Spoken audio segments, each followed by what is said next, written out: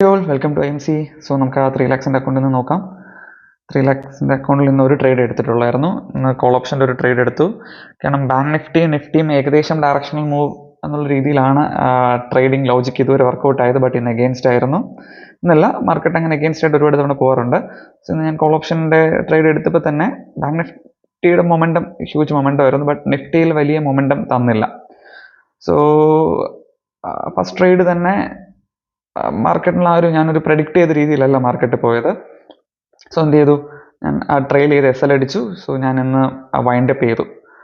ഇന്ന് എൻ്റെ ഒരു ട്രേഡിംഗ് സിസ്റ്റം അനുസരിച്ചല്ല മാർക്കറ്റ് ഇന്ന് വർക്കൗട്ട് ആയിക്കൊണ്ടിരിക്കുന്നത്. സോ ഞാൻ ഇനി എടുക്കുന്ന ട്രേഡുകളും ഞാൻ ഇതുവരെ എന്ത് സ്ട്രാറ്റജിയാണോ എടുക്കുന്നത് ആ രീതിയിൽ ഞാൻ എടുക്കാൻ ശ്രമിക്കുകയുള്ളൂ. സോ ലോസ് ആവുമെന്ന് തോന്നി.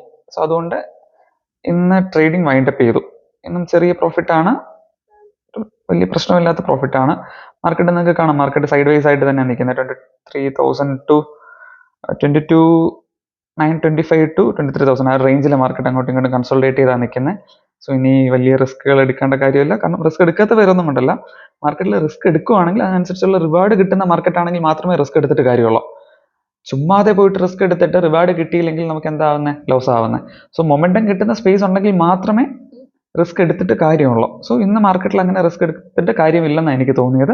സോ ഞാൻ എന്ത് ചെയ്തു, ഇന്ന് ട്രേഡ് വൈൻഡപ്പ് ചെയ്തു. ഏകദേശം 3 lakhs അക്കൗണ്ട് ഇപ്പോൾ 4,10,000 അടുപ്പിച്ചായി.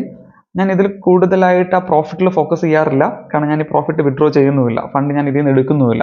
സോ ഇതെനിക്ക് കിട്ടിയാലും കിട്ടിയില്ലെങ്കിലും ഒരുപോലെയാണ്. സോ അതുകൊണ്ട് ഞാൻ മാക്സിമം ക്യാപിറ്റൽ 3 lakhs ക്യാപിറ്റൽ മാത്രമേ പ്രൊട്ടക്ട് ചെയ്യാൻ ശ്രമിക്കുന്നുള്ളൂ. നോക്കാം, മാർക്കറ്റ് മുന്നോട്ട് പോകുന്നതോറും നമുക്ക് മാർക്കറ്റ് പ്രോഫിറ്റ് തരുമോ അതോ ലോസ് ആവുമോ എന്നുള്ളത് നമുക്ക് കമ്മിങ് ഡേയ്സിൽ നോക്കാം. Okay guys, by.